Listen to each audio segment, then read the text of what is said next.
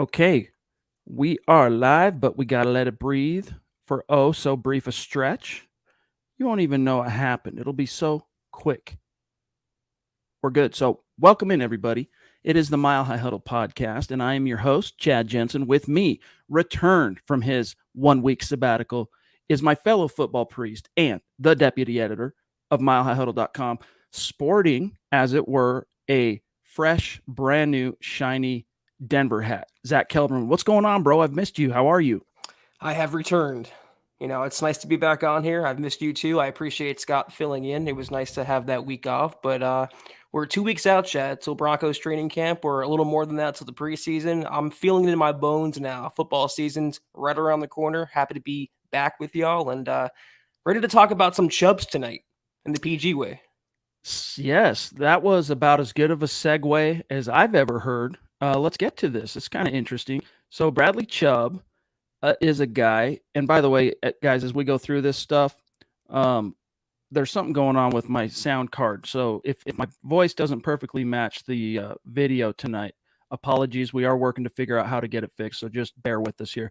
But, Zach, your article headline Broncos outside linebacker Bradley Chubb predicted to get franchise tagged in the event of a career year. Look at these beautiful faces that we got here trying to intrude. It won't let me close it. Oh, I know why. No. Oh. There we go. Okay. Be sure to catch MHI on Wednesday nights. Wednesday nights, baby. What did Bill Barnwell say?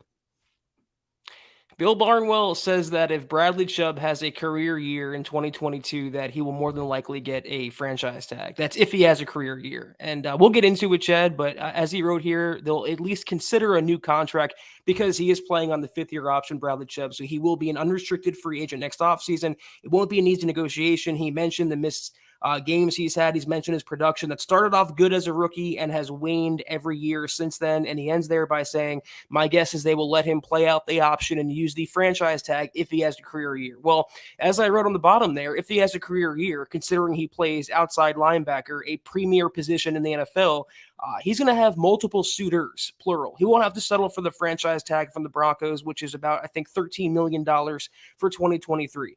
So I agree with Barnwell that it's unlikely he'll get a second contract, but if he has a breakout season, let's say 15 sacks, the franchise tag won't be a necessity for Chubb. It'll be a last resort for someone in that position of power. I like what he wrote here. Quote, he looked like a superstar in 2018 when he racked up 12 sacks and 21 knockdowns, but he has 8.5 sacks and 29 knockdowns over the ensuing 3 campaigns. And it's crazy, Zach, sidebar here. One of those campaigns, he actually got a Pro Bowl. Back to Barnwell. He missed 23 games over that stretch with knee, ankle, and shoulder injuries.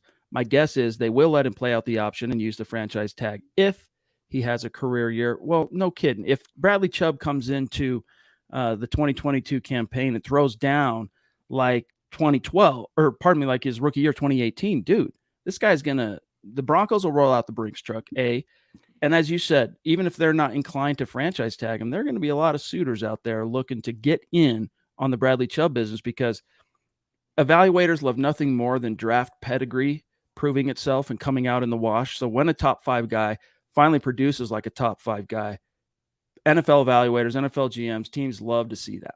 Will they roll out the Brinks truck, though, for Bradley Chubb? You have to at least give yourself pause. $70 million to Randy Gregory, a second-round pick on Nick Bonito. They move Baron Browning to outside linebacker full-time. I think they'll make an offer, but if Bradley Chubb is drawing $22 million annually as a unrestricted free agent, I think the Broncos might pause, let him go elsewhere and get the comp pick for 2023 or 2024. So I don't know that it's a guarantee. I think as we said to each other on draft night in Vegas, the Nick Bonito pick was a major indictment on Bradley Chubb and his standing with the Broncos. Let's see what George Payton had to say might help us kind of divine Denver's true opinion on Chubb. He said this was back in April around draft time. Quote, I hope Bradley is here a long time. I know he's going into the last year of his deal. I told you how much I appreciate Bradley, how he's come back from the injuries. This is the first offseason he hasn't had to rehab. And if anything, Zach, as we've talked about on this show many times, this is the one factor that really has me feeling optimistic about Chubb. Back to Peyton. He's out there working I'm really high on him as a person, the passion, the grit, the physicalness. You just can't have enough pass rushers, close quote. And while that last part may be true, as you mentioned with the Nick Benito pick and Randy Gregory, there are plenty of bodies, Baron Browning, looking to eat out of his bowl.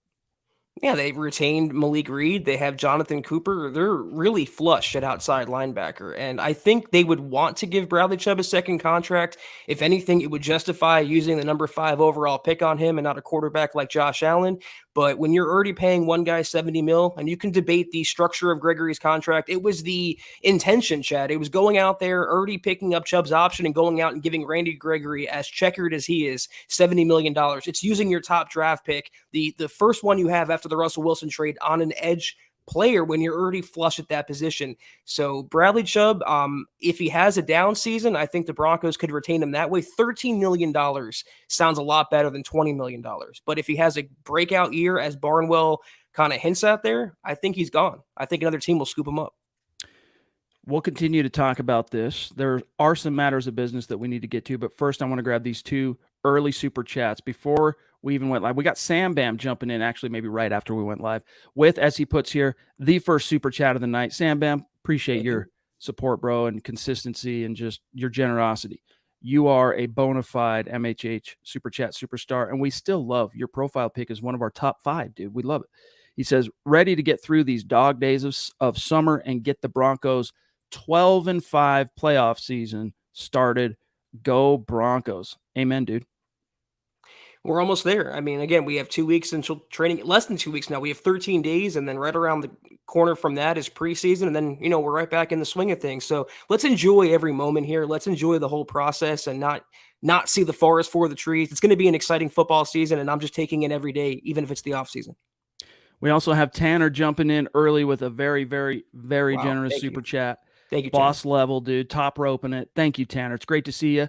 Yeah, you've been busy. It's all good, bro. It's the summer. We expect everyone to be busy and doing your thing. And anytime you can work us into the conversation, we're always humbled and appreciative when you can. And then you show up and you throw down a super, helping us keep the lights on here, helping us figure out how to fix Jensen's sound card, graphics card. We're trying to get to the bottom of it. But Tanner, thank you, bro. Much love to you. Yeah, guys, we ain't shite without y'all. And that's a legit... That's a curse, Chad, that's warranted in this situation, because it's support like Tanner, Drew, everyone else super chatting and supporting, interacting each and every day. We're nothing without you guys. So thank you so much. It's only a curse across the pond. I bet if you polled half Americans, they could probably divine it through inference and through context. But most people, like if I said that around my little daughter, which I wouldn't do, but if I did, it'd probably go right over her head. But if I said the real Americanized version of that, she'd be like, Dad, yo, what are you saying? Drew, one more, and then we got to get to some matters of business. Drew, we love you. We appreciate you.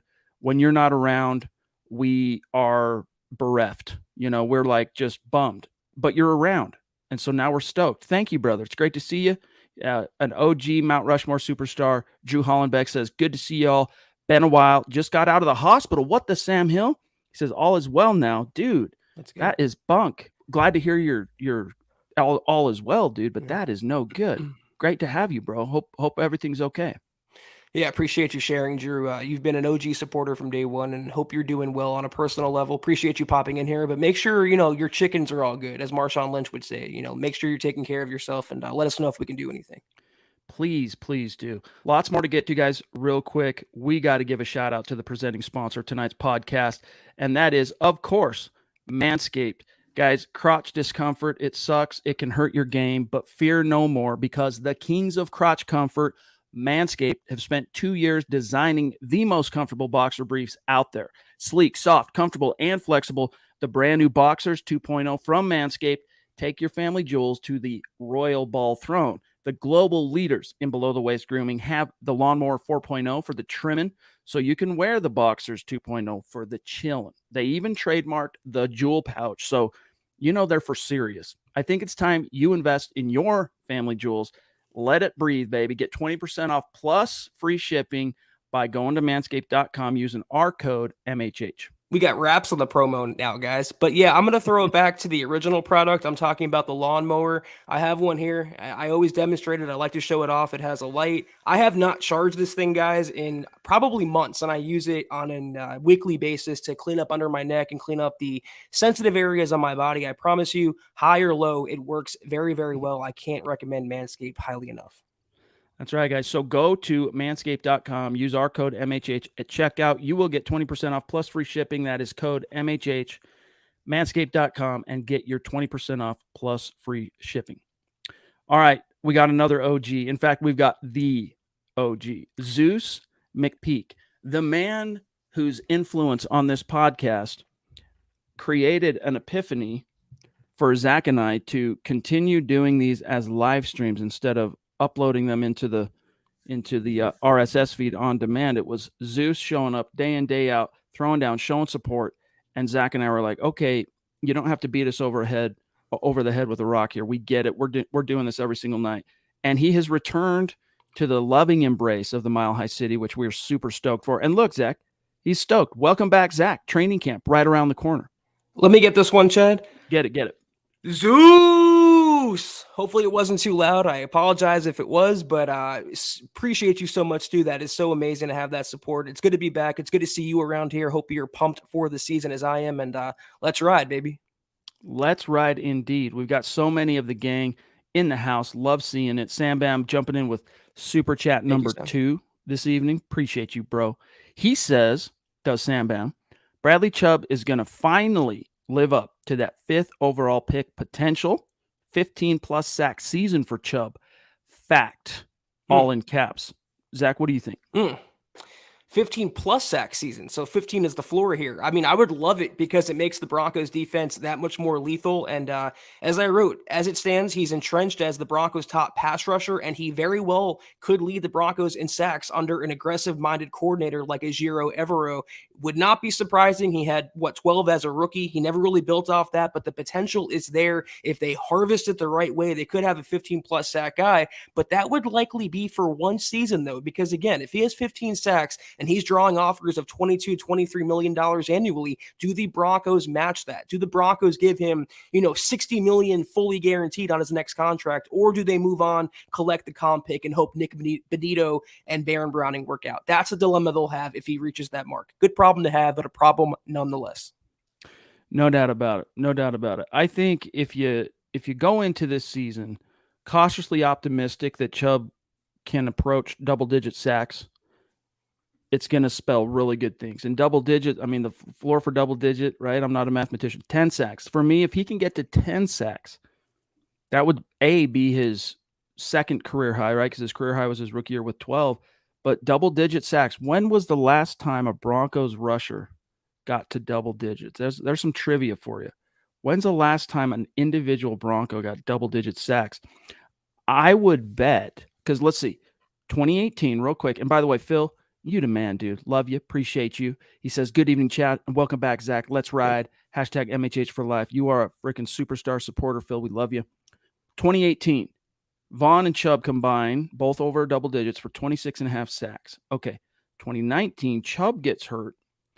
Correct me if I'm wrong on this. Scott, you might need to Google it. Von Miller got to 9 sacks, I want to say, in 2019. Okay.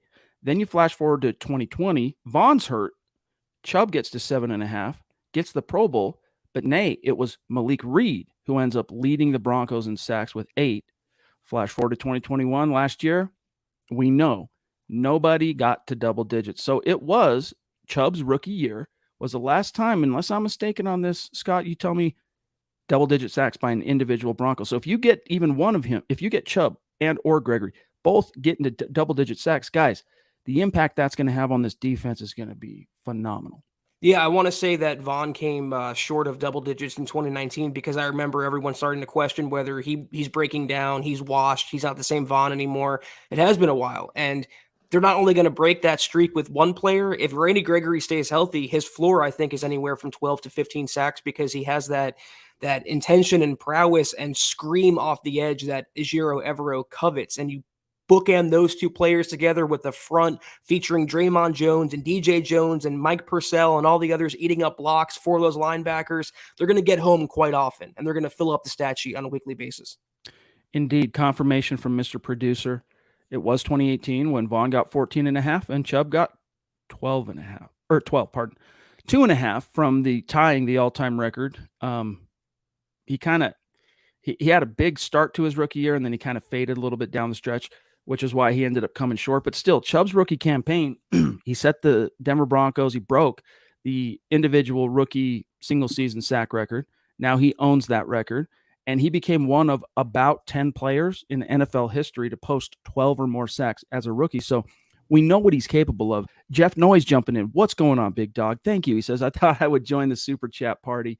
Dude, we really appreciate it. And in times like these, it really helps because June, July, these are the slow time for your football pre. So we really appreciate that, Jeff. And the Duchess, top roping. Love you. Appreciate you. She's rocking her DT jersey in the profile pic. She says, so good to be here this evening. Zach, you were missed. I have a feeling Chubb will have a full playing season. Much love all. Thank you, Michaela. Missing you, Zach. Just like I was, just like Scott was.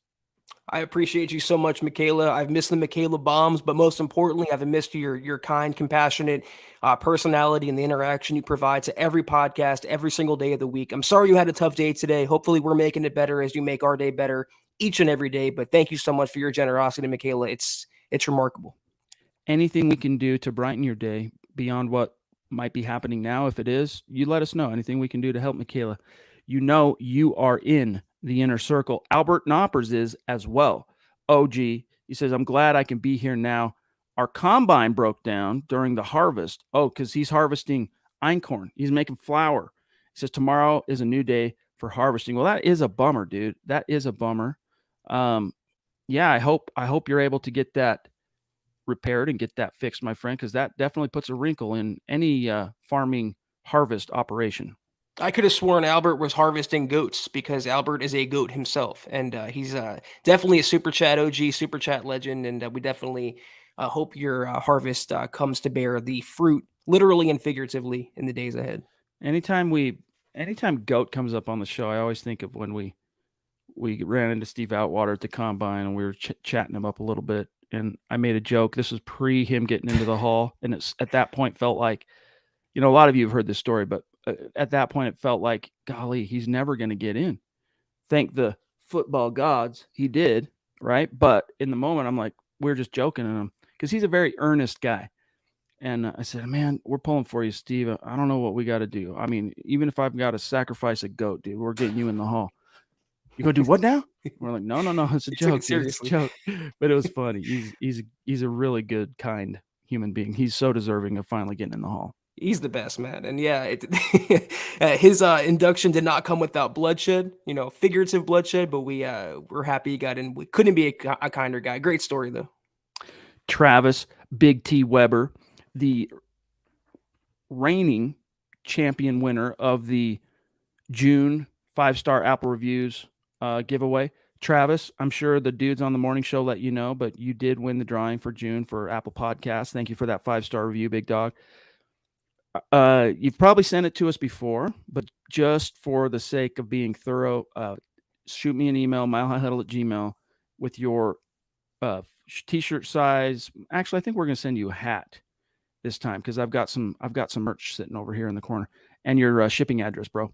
He says, good evening, Chad, Zach, Scott, and Broncos country. If Chubb has a down year or is injured again, and let's say Browning shows promise at edge, do you see this as the end of Chubb and Denver? If he has a down year, Zach, or gets injured, I definitely see this as it's been real. Hit the bricks. Wish you the best wherever you may land. Yeah, I mean, we talked about the prospect of him cashing out on the unrestricted market, but the flip side is he has another disappointing year. And as I wrote, he's not going to get that multi-year offer. He's going to struggle to find work with the Broncos or another team, and he might have to settle for a prove-it deal to kind of rehab his value. Of the handful of players on the roster entering 2022 that are facing make or break seasons, I think Bradley Chubb might top the list. Him and Jerry Jeudy are up there battling for that honor. Which is interesting because in Football Outsiders, Bob Morris, who is our resident kind of cap guru here at milehighhuddle.com, he he's big on Football Outsiders. Now, there's multiple football analytics sites out there. The Giant, everybody knows, Pro Football Focus. I would say the number two is probably that is most utilized both by teams and media is Football Outsiders, and Bob kind of has his finger on the pulse of what's going on. Anything Bronco relevant that comes out via Football Outsiders, he likes to. He's on top of that. He grabs that for us. But Zach, check this out. And I don't know if you saw this because you have been away, but over the weekend, or no, earlier this week, I should say, Bob. For some reason, it feels like a Sunday to me right now, Zach. Maybe it's because we haven't podcasted in a while, and it feels like that. But two Broncos make Football Outsiders all boom or bust team. Okay. Who would you think it might be? All boom or bust? Not Jerry Jeudy, not Bradley Chubb, DJ Lloyd Jones. Cushenberry, and DJ Jones. What do you think about that? I think it's stupid. I mean, I can understand Cushenberry kind of, even though he's never really given a good opportunity with horrible coaching and horrible quarterback play, but you just gave DJ Jones $30 million. If you watch the film, even surface level film, he is one of, if not the best run defending interior defensive lineman in the NFL. He can get after the quarterback. We talked to people in Vegas, Chad, people who cover the 49ers, who said that he was the underrated MVP of that defense last year in San Francisco. So I wouldn't put him on this list. I would certainly put Bradley Chubb or Jerry Jeudy on this list before I would put DJ Jones. But so that's Bob the national goes on, media once again. Yes, indeed. Bob goes on to write, as for other players, some Broncos fans might have their own assessment of who should make the all boom or bust. And then here's who he laid out. Jerry Jeudy, all right, Billy Turner, and there he is, Bradley Chubb, which I think is significantly more in line with when you say boom or bust. What does that really mean? I think for these three, it's a little bit more in line. Now I get it. You just paid $10 million a year for DJ Jones. So in a sense, if he doesn't hit or justify that, you could go bust on a lot of money. But in terms of the stakes for the individual player, I do think it's Jeudy. Even though Judy's contract, this is year 3 for him, the Broncos could opt to keep him under team control for 2 more years. Worst case, if they don't like what they see this year and they don't pick up his 5th-year option this following spring, they still get him 1 more year, though. So it's not like make or break quite yet for Jeudy, although I think the team's patience is, if he doesn't come through in some degree, Zach, this fall, it will really begin to wear thin. Yeah, but can't you say that about every single player? If they're paid a large contract, if they don't live up to it, they're disappointing. I mean, every player can be on a boom or bust list if you break it down like that. And I think he had it backward. His honorable mention should have been his main players there. To put DJ Jones among Jerry Jeudy, Billy Turner, and was Gregory on there as a honorable? No. He should be before DJ Jones. I mean, $70 million to a player that has multiple suspensions and injury histories. It's an odd choice to me. I'm pretty sure no. I'm trying to see. Let's see. Well, Bob doesn't mention. Bob only put 3 on the honorable mentions for what it's worth. Hey, George, good to see you, brother. Appreciate you. He says, thanks for keeping us up to date with the team. As always, Denver Broncos for life. #MHH for life. George, appreciate that, my friend. You really are. You've been with us a long time too. Big Dog on Facebook, and we see you. We appreciate you. Thank you. John Sandoval, talk about Preach. We appreciate John very, very much. He says, you guys ever thought of going live on TikTok? You guys have the best Denver Broncos podcast, Preach. You guys would be raking it in, Denver Broncos for life. No. Well, we've been told we need to do that, but I don't know, man. I'm a little bit skeptical of that. At any given moment, the U.S. government could say, no more TikTok, and pull the plug. And then whatever you've invested in trying to grow a TikTok audience or following or subscription base, whatever, goes bye-bye because it's owned by Chinese. There is American involvement as of the last couple of years that basically the U.S. made it that way, but it's still sourced back there. And I just read an article the other day about how some shenanigans have been taking place that might cause them to pull the plug on allowing TikTok into American internets. So I appreciate the assist on that, John. We're keeping it in mind for sure. Trust. We'll see. Yeah, TikTok is the one major social media platform I can honestly say I've never been on. I don't have an account with them. I Me neither. don't I don't scroll through them. I have no interest, and there's a lot of security concerns and personal concerns with TikTok, and it might prevent us from wading into those waters. Put it that way. By the way, Mark Schrader throwing down, one of our great supporters on Facebook, a super supporter, saying, "Good evening. It's great to have you tonight, Mark. Appreciate you, my friend. Really great to see you."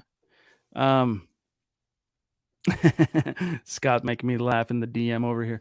But you know what? We might not be on TikTok right now, but let us remind you of what's going to happen starting next week. Monday, July 18th. Yours truly, Zack Kelberman. The Mile High Huddle show that's going to be kicking off every weekday at 2 p.m. Mountain Time on Mile High Sports Radio, FM. We're going to be blaring our Broncos takes on terrestrial radio in the Mile High City. I'm sure Mile High Sports will cut that up and make it available as on demand or whatever. But those of you who are in Denver, I mean, you know what we're about here at MHH, Broncos country, not a geographic location. It's a state of being. It's wherever you are. Those of you who are, though, in Denver, you're going to be getting a lot more of us 5 hours each and every week. We might extend that. We'll see. Depends. Right now, we're sticking with 1 hour a day, but we're stoked. We're starting that on Monday. Yeah, we're really looking forward to it, and we hope you guys will check it out. I know it's there's a little bit of a regiment that's in place with the time of our shows, the day of our shows, our audience, but we hope you'll check it out and venture into those waters because we're very excited about the opportunity, and we think it'll aid the MHH brand in a big way. 98.1 FM, guys, on the dial in Denver, starting Monday, 2 p.m. Mountain Time, the Mile High Huddle show with yours truly and Zack Kelberman. It's going to be dope. It's going to be dope. Zeus, any front runners to keep a lookout for in training camp? So I'm not exactly sure what you mean by front runners, but who are some of the guys, Zach? Who are some of the players this summer that you're going to be, you know, if you were to write a 5 players to watch article heading into Broncos camp, who's compelling you this summer? We mentioned one already. That's Bradley Chubb. I want to see Pat Surtain's jump in year 2. Excuse me. And I want to see any of the receivers. I'm just going off of the momentum some of the players built in OTAs and mandatory minicamp. Cortland Sutton had a fantastic offseason.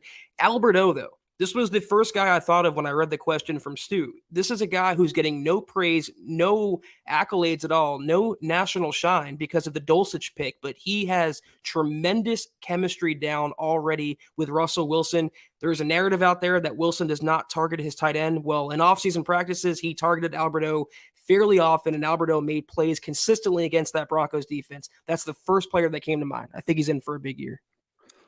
I do too.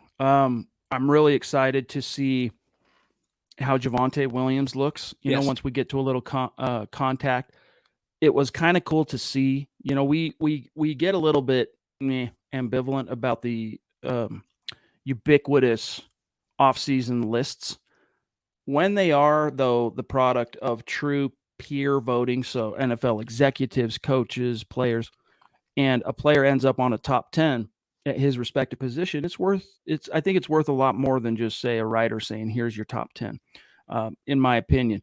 Now, Javonte Williams, for what it's worth, when ESPN polled 50-plus NFL execs, players, and coaches, he was voted tied number 10 with Austin Eckler, of course, of the Los Angeles Chargers.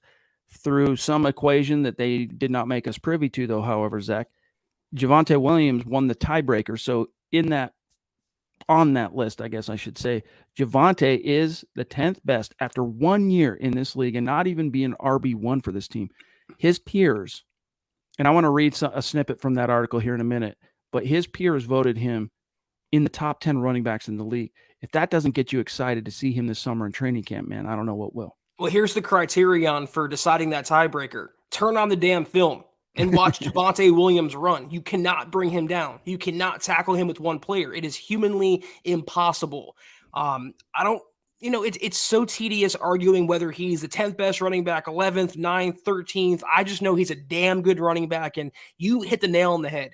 For him to get the attention he's getting already when he split carries down the middle last year with Melvin Gordon, imagine if he was the Jonathan Taylor of this offense, the Derrick Henry of this offense, getting the lion's share of carries, 70-80%. He can be even better. It would not surprise me one iota, even despite all the receivers and receiving talent, if Javonte is not just a top 10, but a top 5 running back in 2 years' time. He has that upside. All right, so check this out. This is a cool quote from the ESPN Plus article. This is from a NFL personnel official. Quote, "You can't get him on the ground. Can't tackle him. That kid is really good. Depends which offense you're running in that, in terms of who's better, Eckler or Williams. So that the answer depends on what offense you're running. And Eckler is really, really good. But with Williams, you just can see defenses feeling like, I'm tired of tackling him. He's not as fast as Jonathan Taylor, but has everything else." And then another offensive coach, Zach, added, "He's a guy you can build an offense around. He does stuff other guys can't do, such great balance, strong, can turn a loss into a 10-yard gain." And how apropos is that? You could really see defenses, Zach, especially by about beginning of the third quarter, when Williams starts carrying the ball, you can see them kind of wilt, right? You can see them kind of go, "Oh, man, for real? Damn, I got to put on my big boy boots and go tackle this dude. I'm tired of this." Now, with a true quarterback, a true bona fide guy, they're not going to be able to stack the box in that same way. They will at times, depending on down distance situation, all that.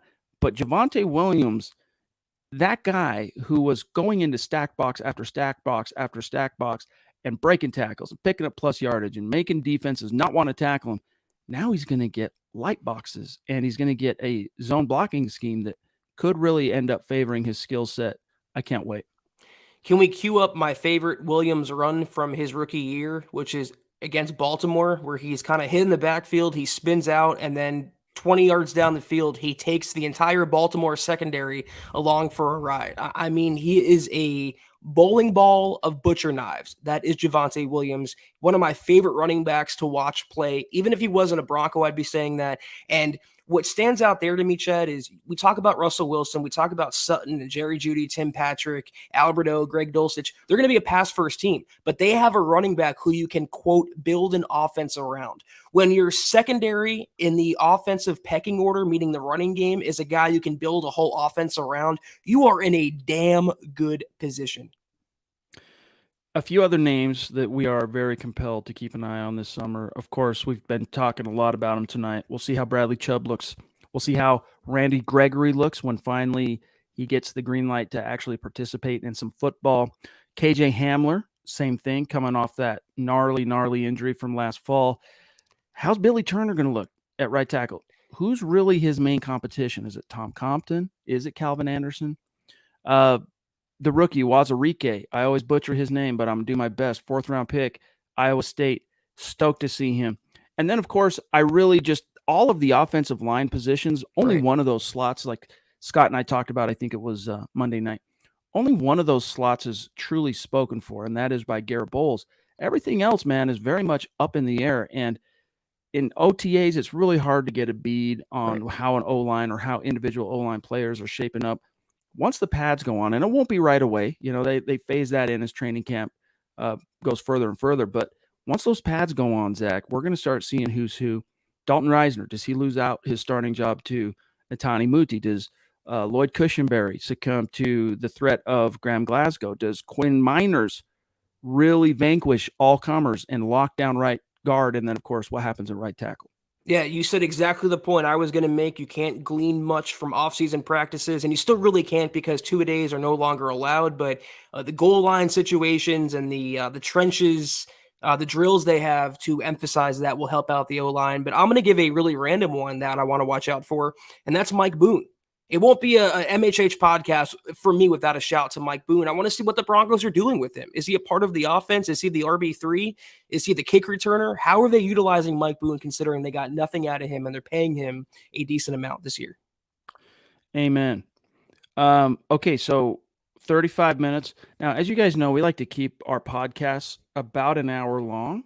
All right. But in the off season, if we run out of topics or if the chat kind of seems like whatever topics they wanted us to get to, if we kind of fizzle out on that, we're going to hop on out of here, But so anything you want to get it in now. All right. and we will make sure we tackle that. Phil says, guys, can we say we have the best tandem running backs in the AFC? Tatum, I was thinking about Tatum Bell when you typoed that, bro. Can we say the Broncos have the best tandem of backs in the AFC? Also, can I pick up the broadcast on Sirius?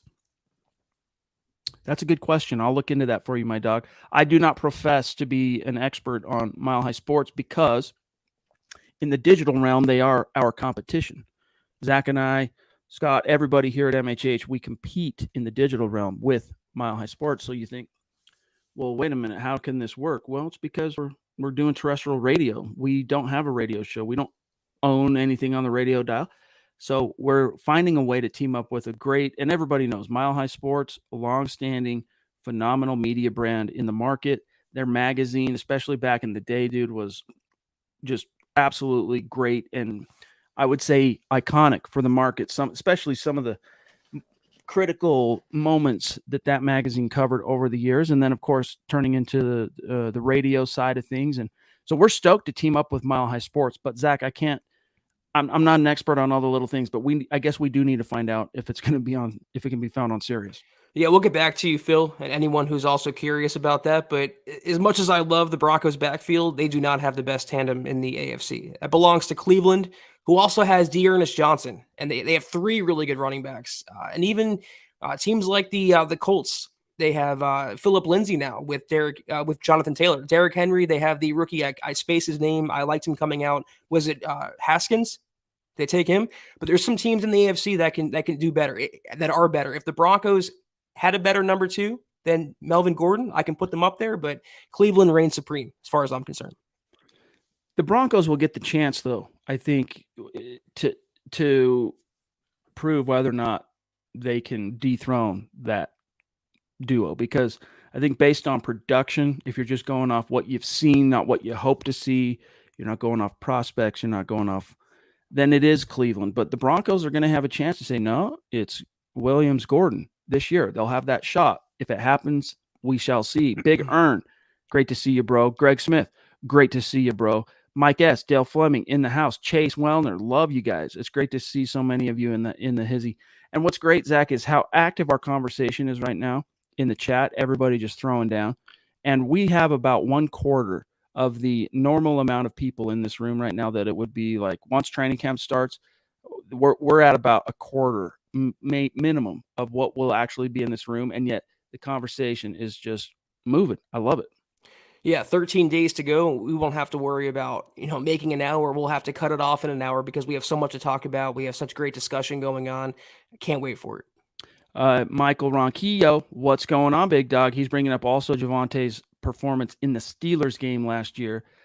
Heck yeah, dude. It's great to see you. Appreciate the props, my friend. Hope you're doing well down there in Tucson, my friend. Jay Roper saying haven't been on alive for a while, but always watch and listen after the fact. Good to see you, Jay, and we appreciate you doing that, my friend. We really do. Zach, there was, let me go back to the site. There was one other topic that published over the last few days that I wanted to get your take. Oh, here it is. So this, though, Scott, we can show. I'm going to show this as once it loads on this on the screen over here. Russell Wilson put out on his social media, I think it was on his Instagram, also on his Twitter, if I'm not mistaken, a workout video, and the subtext to the video, which is quite intense, is Wilson saying, "I'm used to the doubt. I'm used to the work too."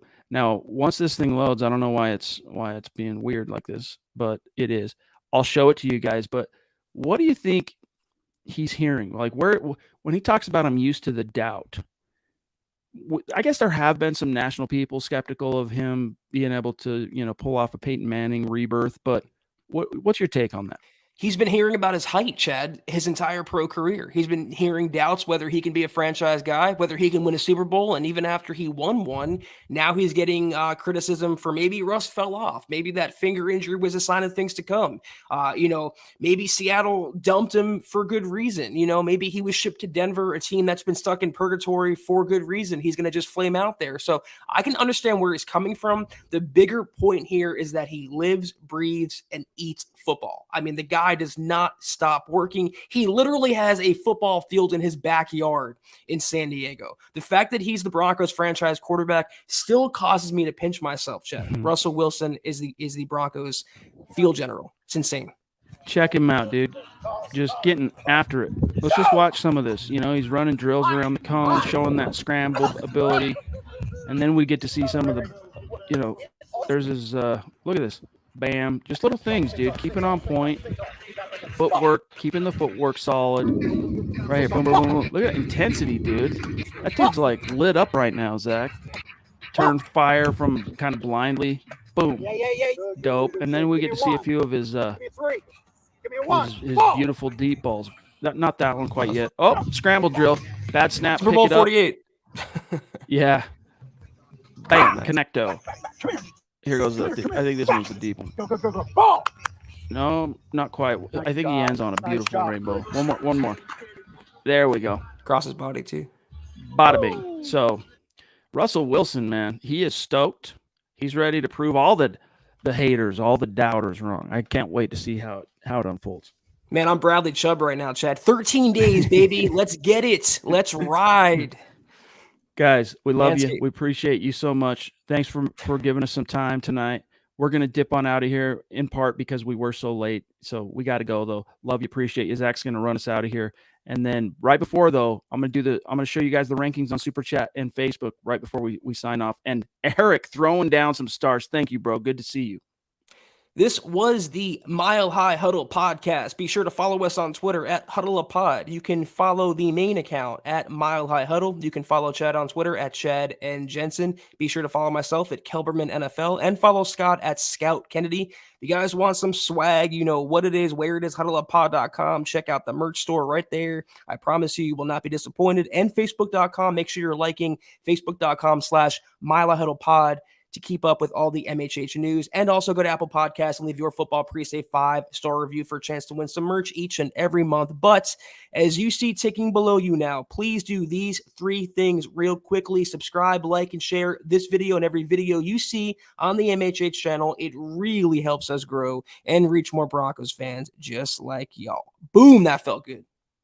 Here is, yes, it did. Here is your updated rankings on Super Chat for the month of July. And what's on the table, what's at stake? As you know, we're taking the top 3 finishers on Super Chat and Facebook stars from June, July, August. Names go in a hat. We draw 1 from each pool, 1 from YouTube, 1 from Facebook. And the winner, we're going to roll out the red carpet at the MHH meet and greet week 3 in Denver against the Niners. You come out. If you have to travel, all you got to do is get yourself there. If you live in Denver, show up, hang out with us all day. And then we'll make sure you have a ticket to the game. You'll get to participate in some MHH video content and kick it with Football Priest and all the other pod guys that are going to be there. So that's what's on the table. And right now in the month of July, Ethan, a.k.a. the DWI guys, is at number 1, climbed a few spots. And a newer name that we welcome to the MHH family, Gregory Vendeland. The Duchess, still top 5, still top 3 at number 3. Sam Bam, though, and he'll climb after tonight at number 4. And Zeus climbing into the top 5. So Michaela, Sam Bam, and Zeus all going to climb. That is your top 5 right now on YouTube. And then not to be outdone is our great supporters on Facebook right now. Gary Leeds Palmer, a.k.a. GLP, at number 1. Phil McLaughlin, number 2. Mark Schrader, number 3. Travis Weber, 4. Jacob Foster, 5. And then just a few names outside: Baker, Beach, Rivera, Howie frickin' Day. So much love and respect. We appreciate each and every one of you who not only take time to either join us live and listen or listen after the fact on demand, but also throw down some super, some stars, help us keep the lights on. Love you. Appreciate you. Until Sunday, guys, take care. And as always, go Broncos.